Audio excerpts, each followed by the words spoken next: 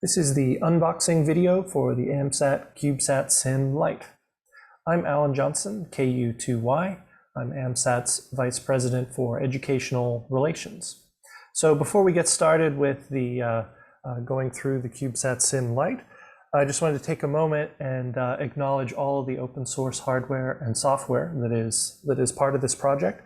Also just like to thank all of the CubeSat simulator team members. That includes Pat Kilroy, N8PK, Jim McLaughlin, KI6ZUM, and David White, WD6DRI, plus all the other people who have helped out in terms of beta testing and beta building. It wouldn't have happened without you.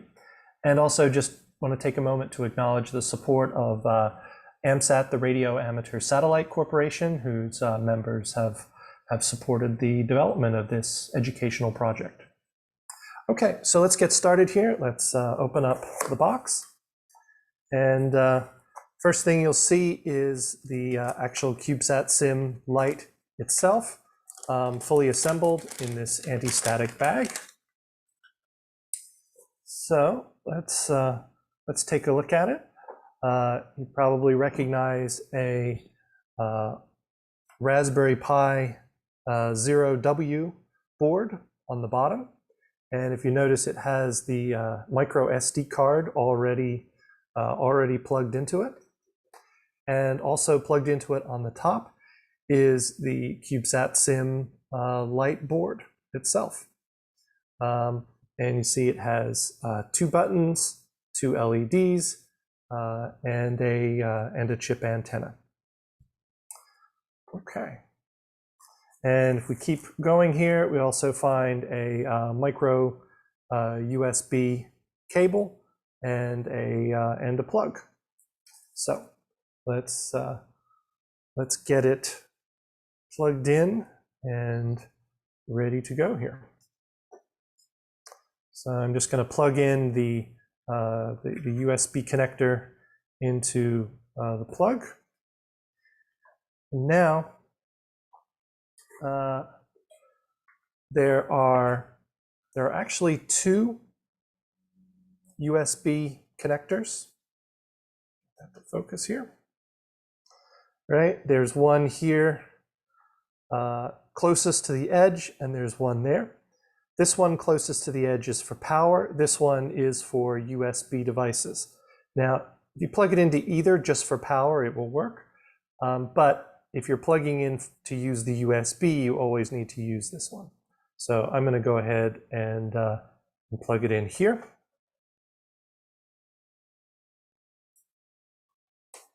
Okay, and now we are all set to go. And all I need to do is plug this in, my outlet, and we should be good to go. Now, as soon as you turn on a Raspberry Pi, you get a little flickering. So if you can see the green LED there, just flickering. That indicates that it is booting up. Right. Of course, a Raspberry Pi is a complete Linux computer.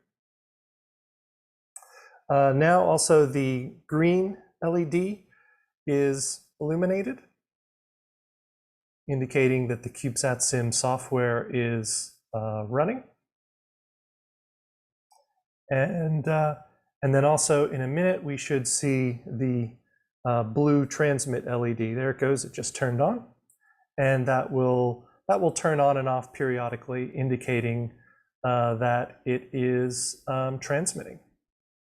So our CubeSatSim Lite is running. So before we get further into what it does, let me just give you a little bit of context. So you're probably familiar with the CubeSat simulator itself. So for example, here's a CubeSat simulator, and you notice it's quite different from the CubeSat simulator Lite. It has solar panels on 6 sides. It has a rechargeable battery. It has an external antenna. It's got the remove before flight switch. Those are things that the CubeSatSim Lite does not have. But it does have a green LED and a blue LED and a push button as well. And it actually runs the same software. Now, inside the CubeSat simulator, this is actually what the board stack looks like. So this is the full CubeSat simulator.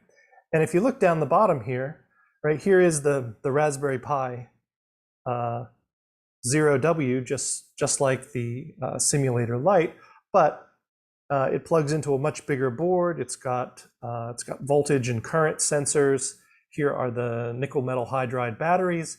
And then on top here is the STEM payload board with this one has an STM32. Most of them have SparkFun Pro micros and various sensors, gyro and pressure altitude sensor. So you can see this is a lot more complicated. So the idea behind the Lite is that we have something that's much cheaper, that you can get fully assembled. And instead of real telemetry, which is what the CubeSat simulator does, the CubeSatSim Lite does simulated telemetry. So you can still learn a lot, you can still have fun with it, and it still does all of the different modes. And by the way, I'd encourage you to build this as well if you're interested. You can get the three boards at the AMSAT store, and then order the parts and solder away. Okay, so let's make sure our CubeSatSim Lite is transmitting. The blue LED is flashing on and off there, but let's verify it. So I'm just going to turn on my my HT here, and let's see. So I have it tuned to 434.9 megahertz, and hopefully you can hear that sort of low rumbling sound. So that indicates that our CubeSatSim Lite is transmitting. So I'm just tuned with a narrowband FM receiver here. All right, so that means we are transmitting and we are working. One final thing we can do is to verify that we're actually sending real telemetry. And for this, we need a ground station. And the ground station for the CubeSatSim Lite is AMSAT's FoxTelem, which is the excellent software written by Chris Thompson, AC2CZ. So I have it running here on a Raspberry Pi. This is actually a Raspberry Pi 4B. And let's see if we can get it to work here. Oops. Let's see here. So this uses a RTL SDR dongle, which is one of the cheapest SDR software-defined radios that are out there. And I think it got unplugged, which is why we got that error message.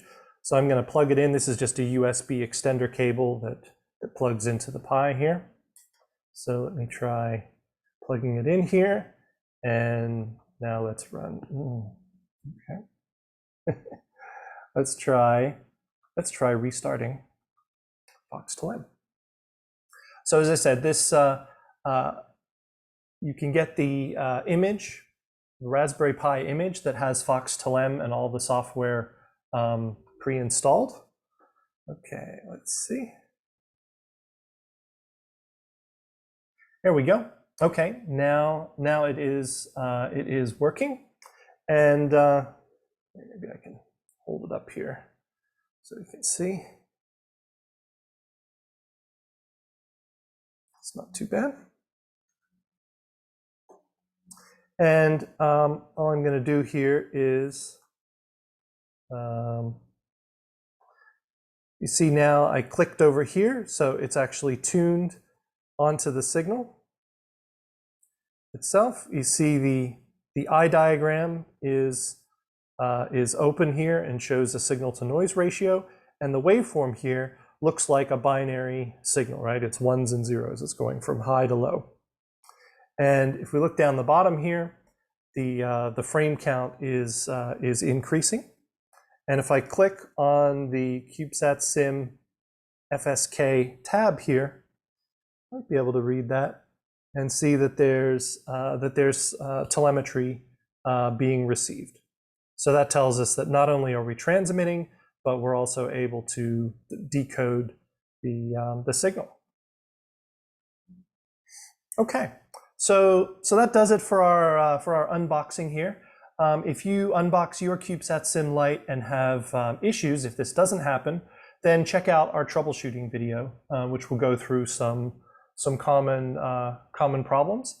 And also you can check out the other videos that explain how to interpret this telemetry, and also how to customize and enhance your CubeSatSim Lite.